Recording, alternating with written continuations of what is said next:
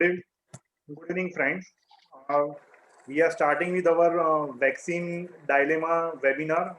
It is very crisp, and I would like to introduce our panelist and our main moderator, that is Amit Prajapati. I'll not spend much time because you know all these faculties. So I'll hand over the session to Amit Prajapati, who will lead this webinar further. Over to Amit.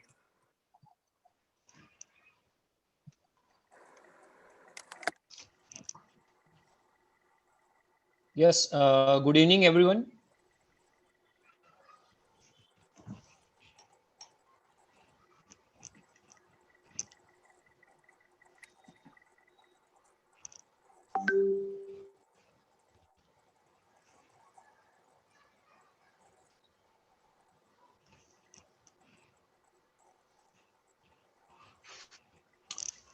Yes, good evening, everyone. Myself, Dr. Amit Prajapati. I am a critical care specialist at Selby Hospital.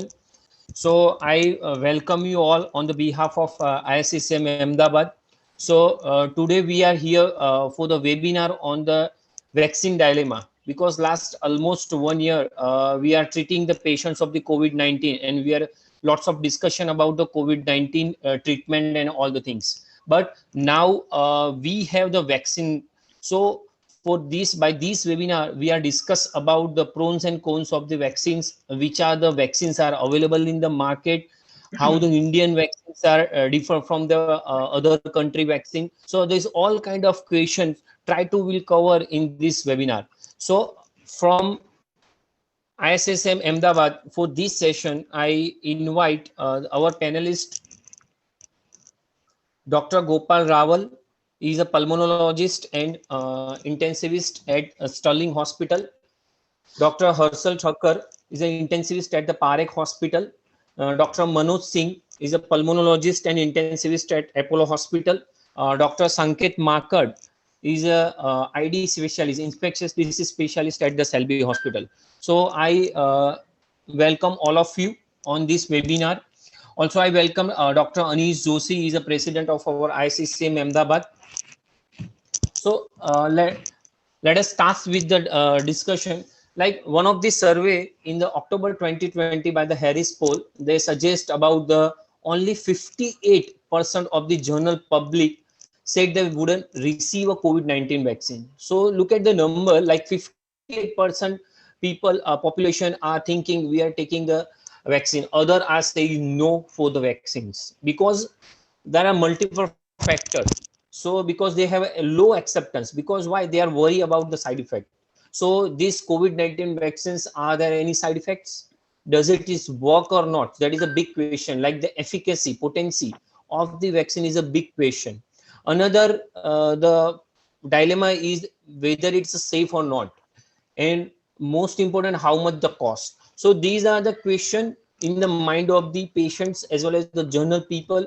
So that's why they are not in a hurry to take the vaccine. So by this webinar, we will try to cover all of this question from our experts panelists. So my first question to Dr. Harshal Thakkar. So why vaccine? Why the vaccine is needed? Yeah, hello. Am I audible? Yes, yes, audible. Thank you, Amit, and welcome all of you. Good evening. See, vaccine. Whenever an organism invades your body, it creates a big risk. One, it causes disease, and second, it poses a threat for the death. Now, this is a heavy cost that body pays. Can we do something that we can prevent it? Do something so that our body is immune before the organism invades. So in that, the technology is known as vaccine. So what is done is that either the whole inactivated organism, the targeted organism, say in our case, today's discussion, it is COVID virus, or it's part of its body. Its component are injected in our body in a defined dose, and that activates our immune system. So immune system is triggered, and now it is ready with enough antibodies available in the body to fight the invading organism. So vaccine is an effective way of preventing, even eradicating diseases. And in past, we have seen that we have eradicated smallpox, polio is almost on the verge of eradication. So now it is the COVID. And that's why the vaccination is very important. It is very unfortunate that 42% of people are still afraid and they are not coming forward. But vaccination, yes, it is an effective way of eradicating disease. If you look at the social impact, look at that 1 crore people up till now have been infected and almost 1.53 lakh lost their lives in our country. These are the data of our country. So a small town got wiped out in last 1 year because of COVID. That huge is the magnitude at a social level. So vaccine is definitely an effective tool to control this, remaining healthy, and also our fiscal deficit. That is, fiscal health is of the country will also remain good if all get vaccinated. Yeah, Yes. I'm complete. So Yeah. yes, yes. So definitely the vaccine is necessary because everybody seen since last 1 year is everybody is suffering from the COVID-19. So because of the immunity, herd immunity, it's still not developed. So obviously the vaccine will help to prevent the further exposure of the COVID-19 disease to the general people. So obviously the vaccine is needed now. So my next question to the Dr. Manoj Singh, it's how vaccine can develop.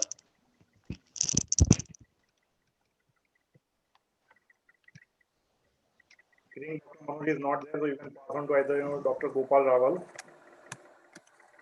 Okay.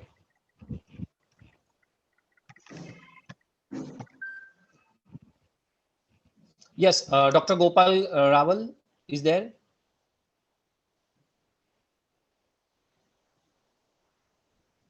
Okay, so my straight this question to the Dr. Sanket Makar, how vaccine can develop? Yes. Okay. Thank you very much, ISCCM. Thank you very much, Dr. Amit and Dr. Anish Joshi for inviting me for this presentation. To all my seniors and colleagues, the question that Amit Bhai put to me was how vaccines are developed.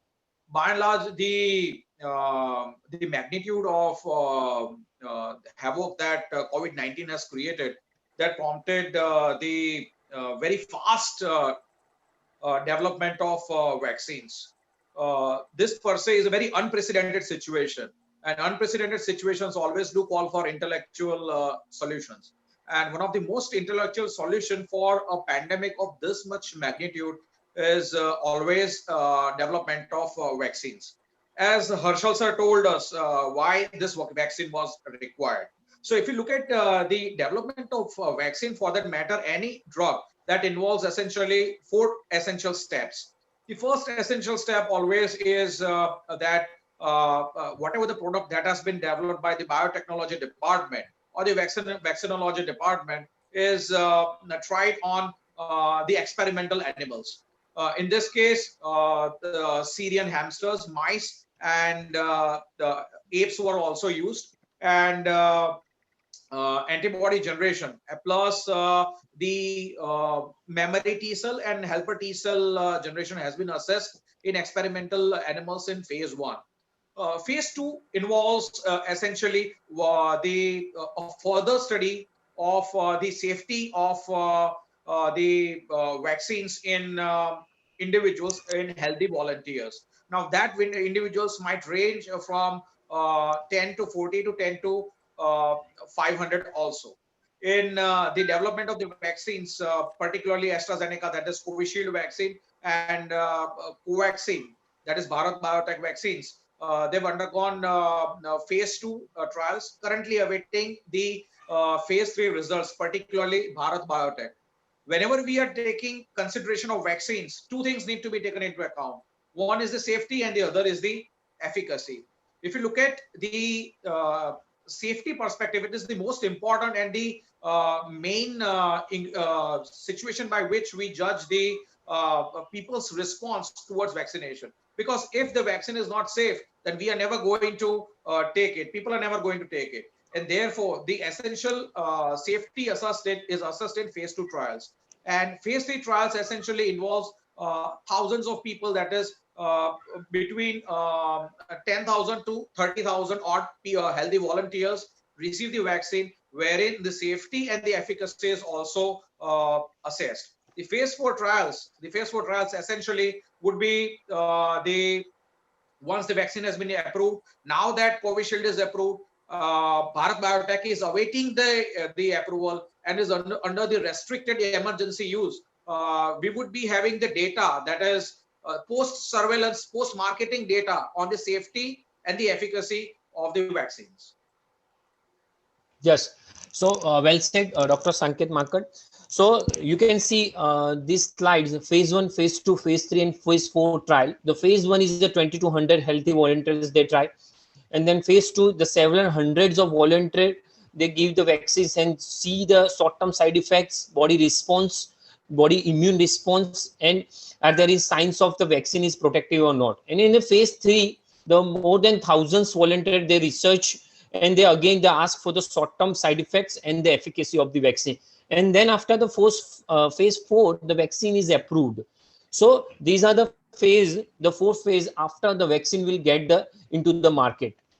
So again, my third question to the Dr. Sanket Makad: which vaccine, what are the types of the COVID-19 vaccines? Broadly, if you see in vaccinology, by and large, the vaccines are divided into live vaccines and killed vaccines or inactivated vaccines. Whenever you take into consideration the inactivated or the killed vaccines, the viruses are inactivated by a particular biotechnological method, and they are combined with an adjuvant. Adjuvant is a substance that is highly immunogenic and tends to stimulate the immunity of the individual. Therefore, you have an inactivated virus with you and a adjuvant that stimulates your memory T cells in particular. The whole idea of vaccination is always to develop or to prime your immune system to develop memory T cells so that they can recognize the antigen that is going to enter into the body and develop specific T cells that can fight out that particular antigen. Now, as far as COVID is concerned, several types of vaccines are there into research, and some of them are there in the market. Right. The inactivated vaccine, if you take the ideal example, is the Bharat Biotech vaccine. That is the Covaxin vaccine. Right. The phase 3 data of this particular vaccine is awaited as of now. Around 26,000 volunteers have received the first dose of this vaccine, and 13,000 have received the second dose. The current efficacy of this Covaxin is not known as of now. Covishield vaccine, again, is a vaccine that is a vector-borne vaccine. That is, it uses a chimpanzee adenovirus vector, which is used as a vehicle to generate the immune response in the susceptible individuals. Now, when this particular vaccine is administered, Covishield vaccine, the efficacy is close to some 70.42%. Right. So they already has passed the phase 3 trials, and the safety and efficacy data has been relatively better. The other vaccines that are there for COVID-19 are the mRNA vaccines, by and large the Pfizer and the Moderna vaccine that we all know, with efficacy of close to 95% and reasonable safety data. One more thing that needs to be taken into consideration is one more thing that will come up is the Johnson & Johnson vaccine that might come up in this March. That will be a single shot vaccine. That is also a viral vector. That is, you have a specific vehicle that helps in administering the vaccine and subsequent generation of the immune response. There are live attenuated vaccines which are also there into the pipeline. Subunit vaccines are also available. Right. In addition to that, passive immunization is also there. In passive immunization, you directly administer the antibodies into the individual. I think one of the most famous things was this Trump received this Regeneron, that is polyclonal antibodies, convalescent plasma that we have already been administering to the patients, and mRNA-induced antibodies are also available, but they definitely await certain clinical trials. Yes, so definitely you can see this majorly DNA vaccine, RNA vaccine, and protein vaccines are the research. For the COVID-19, the RNA vaccine, DNA vaccine, and the COVID vector, like vaccine, virus vector that is introduced. So these are the types of the vaccines. And my fourth question to the Dr. Gopal Rawal. So for the COVID-19 vaccines, how many doses are required for the immunity to develop? Yeah. As Dr. Sanket has mentioned that this virus is generating the immune response. So it depends on the how the vaccine is developed. So generally the vaccine mainly that sometimes it's needed a single dose also, but the per se what the COVID vaccine is available, two doses required with the at least 4 to 6 weeks apart. And what our Zydus vaccine, I think it is going to become, it has a three dose, 0, 28, and 56 days Okay. they are going to give. But commonly that what available we have a Covishield and the Covaxin, as it is under a phase 3 trial, it has a two dose it's required. Mainly what happens first, when we give the vaccine, the first dose is generating the primary immune response. It sensitizes the T cells, memory cells, to develop the antibody against the particular form the vaccines antigens. So it's remembering. And second dose, so when the immune response is reaching to the peaks, at that time you when you vaccinated or a secondary infection, in that gives the secondary immune response, so that maintains and it lasts for certain months also. So at present what even in the foreign countries we have a two dose what the recommended, that's apart from 3 to 4 weeks or 6 weeks apart. And it has to be presently, the vaccine has to be taken on an intramuscular level. Okay. So that means the two doses are required. Like for the Pfizer vaccine, as well as the our Covishield vaccine, Indian vaccine. Another is a Covaxin vaccine. So all the vaccines are required the two doses, except one that is under the research still now, the Johnson and Johnson, that have only one dose. I think probably that is a live attenuated vaccine, so that's why it is required only one dose. One dose. And yes. So the fifth question to the Dr. Harshal Thakur: who can take the vaccine and who cannot take the vaccine? Yeah, so this vaccine is allowed and it has been studied extensively at the age group 18 years and above. So anyone who is having 18 years and above age is eligible candidate for the vaccine. Now, so far as priority is concerned, those who are frontline workers, those who are exposed to multiple times or multiple people having a risk of getting COVID, old age, patients with comorbidities, these people are in the priority of the list for the vaccination.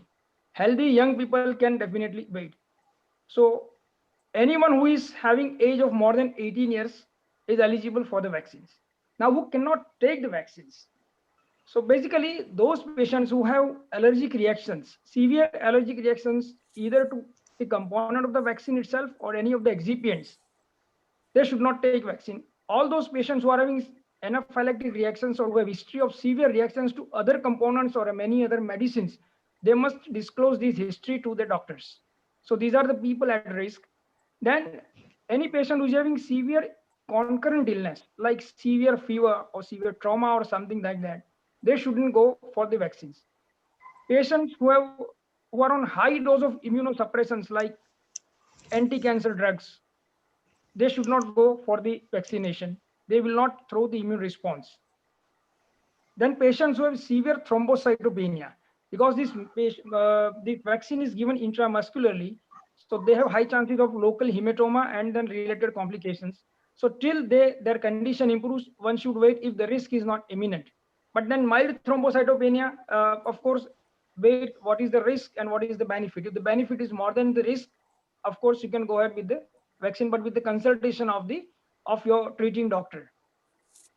Then very importantly, there are two important groups. That is a pregnant woman. Should a pregnant woman take this vaccine or not? Now, there are no very definitive data. So the recommendation is that if the risk is more, say a lady who is pregnant and is working in a hospital, so exposure to the multiple patient is very high, that they should go ahead with.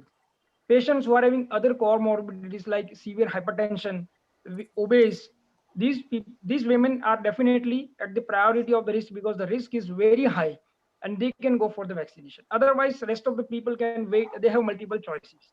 If the pregnancy is planned, say in 1 week or so, and everything is okay, lady is healthy, you don't need to rush for the vaccines right now. You can wait once the delivery is once the baby is delivered. The other group is the breastfeeding infants. uh, so that's the area which is of concern. Up till now, if it is found that breastfeeding, whether it generates whether it creates any problem to the baby or not, that has not been yet established. So the warning is that if possible, avoid it. However, in both pregnancy as well as in the case of breastfeeding, the animal studies have not shown any significant adverse effects. But still, we don't have human studies in a large number, so we are not going for that.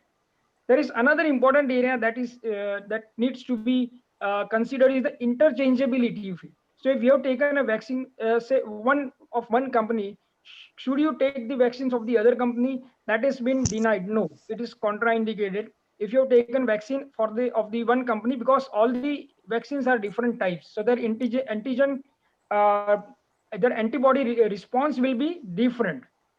So if someone has taken a Covishield, the first shot, should he go for any other?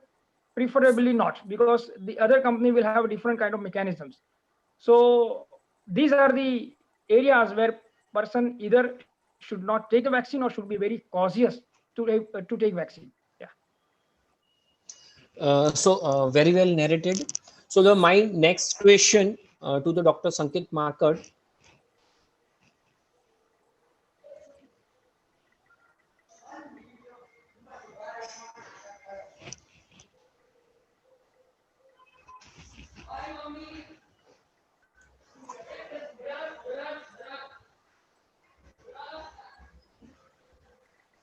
My next question to Dr. Sanket Markad: what are the age group? Like already the Dr. Harsal Thakur mentioned about the age group, but what are the age criteria to take the COVID-19 vaccine? By and large, the pediatric age group has been exempted from this particular vaccine administration. If you look at the distribution of vaccine by the health department, particularly the Indian perspective, the first preference that they have given is to the healthcare workers and the frontline workers. The second that they are going to take up is the people who are highly susceptible to this particular COVID-19 infection. That is the age group that will include more than 50 years of age with comorbidities like diabetes, hypertension, other risk factors that predispose towards COVID-19 infections. One of the another question that crops up is that whether elderly should take this or not. See, for any elderly individuals, the taking up of vaccine always is a very dicey question. The reason is this, that in elderly and senior citizens, immune system goes towards a phenomena that is known as immunosenescence. Immunosenescence is a phenomena in which the immune system of the body, particularly of the senior citizens, undergoes a senescence kind of a what do you call a protocol, where the helper T cells and memory T cells tend to undergo into a dormant state like of the individuals, and therefore in senior citizens you might not be able to elicit that amount of immunogenicity that is required of a particular vaccine. In this particular age group, that is in senior citizens, how good the these vaccines, say for example Covishield, Covaxin, or the mRNA vaccines will be. If you look at the recent instances, particularly in the Scandinavian countries, some 25 odd deaths were reported in age group of more than equal to 70 years of age with comorbidities. So how well these vaccines, particularly the RNA vaccines, the Norway and the Scandinavian countries have opted for currently for Pfizer or Moderna vaccines. The rate of there were sudden 24 deaths post-vaccinal in that age group, and therefore in senior citizens who are aging more than 70 years of age with comorbidities, the effects of the vaccines, particularly if you look at Covaxin and Covishield, as far as India is concerned, that is going to be one of the major observation point that is going to be taken into account. As far as the mRNA vaccines are concerned, the rates of adverse events in senior citizen population of more than 70 years of age has been a bit concerning. Okay. And what are the side effects? Like, what are the side effects? Because everyone is worried about the side effects. Naturally, everybody, you, me, and everybody, I think there was a meme going on in the WhatsApp also, that each and every doctor after receiving the vaccine was asking the other, hua kya, kuch hua kya, right? So any vaccine comes with a package of efficacy as well as the safety margins. So whenever we take into consideration the safety, particularly looking at our experience, so far so good. I think a majority of us have received the Covishield vaccine only. Covaxin has not been distributed in Gujarat as of now, to the best of my knowledge. Right. So as far as Covishield is concerned, the major side effect that was reported by many was fatigue, number one. Second was myalgia, weakness. Right. Third was fever. Fourth was chills, mild headache, and flu-like symptoms. Right. So you have very common side effects, uncommon, rare, and extremely rare. As far as the Covishield administration in Gujarat was concerned, so far so good. We haven't seen any rare, very rare, or other major ADRs. I think individuals required 1 to 2 paracetamols in order to subside their symptoms of fatigue, fever, and mild headache, which were the main reported complaints. One more thing that has been reported is the injection site pain in some of the individuals. So injection site pain is pretty common. Now, one of the major issues I think with Dr. Amit, we both had discussed also was the issue regarding the multi-dose vial, because a single single vial of Covishield is required for 10 doses, right? 10 doses, and therefore the mode of withdrawal of the vaccine dose also is very much important. The sterilization of the local area that is being done, the syringes that are being used, and the needles that are used should be sterilized in order to prevent this injection site tenderness, injection site pain and swelling and inflammation. So all in all, by and large, if you see, as far as Covishield is concerned, the side effects have been there, but those would come into a very mild category. Some of them being of more moderate category, but that also has required very few admissions also, post-vaccinal admissions. Okay. So the next question to the Dr. Gopal Rawal is: this vaccine is work? Like, so everybody is asking, like, how much the efficacy of the vaccines?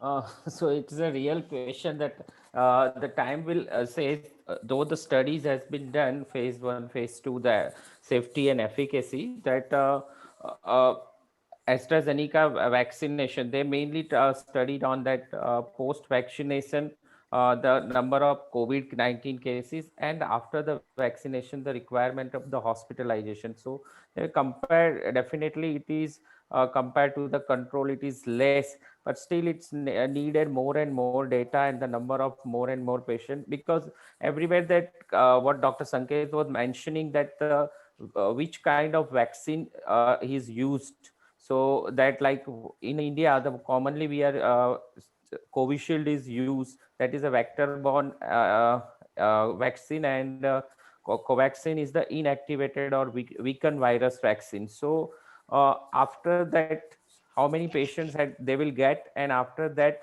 we'll have a data that will give. But definitely what the Western countries study shows that Moderna and that efficacy is nearly about 90 to 95%. Covishield has a little bit wide range from 60 to the 90% its efficacy.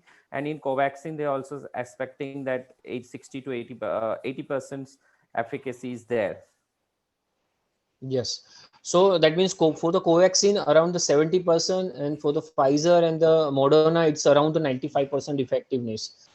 So my next question to the Dr. Harshal Thakur, how much vaccine long lasting? Like how much the duration for the immunity? Yeah, different experiments have shown, whatever trials have been done, phase 1, phase 2, phase 3, that antibody can be assured up to 3 months. The upper limit, but how long they will last is still not decided, because the vaccine is new. Only few months have happened, and now only it is available to the community. So whatever trials done in phase 1, phase 2, phase 3, it is assuring that at least for 3 months you are assured of. There are quite a Okay. few schools and few experiments that say that you may need to repeat this vaccine every year later on. But that is still too early to comment upon.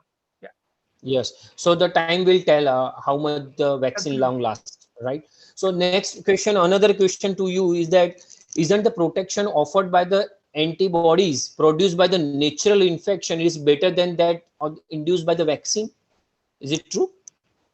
Uh, yeah, see, that's a little tricky area. But one thing is, what in COVID case, what has been observed is that almost 40%, more than 40% people had no antibodies or no effective antibodies after 6 months of the disease.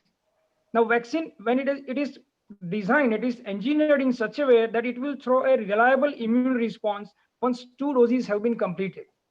And that's why it is recommended, even if someone has already suffered from COVID, they should undergo full immunization, because they are designed in with adjuvants or with the vector or whatever way. But 2 doses will, important thing is, as Dr. Sanket said, it is to sensitize the memory T cells. So 2 doses Okay. will sensitize the memory T cells, and that will be better than the natural immunity. Okay. And the next question to the Dr. Sanket, the some patient do not have any side effect. So does it mean that the vaccine was not work? Because you have only 30 seconds to answer this question. Okay.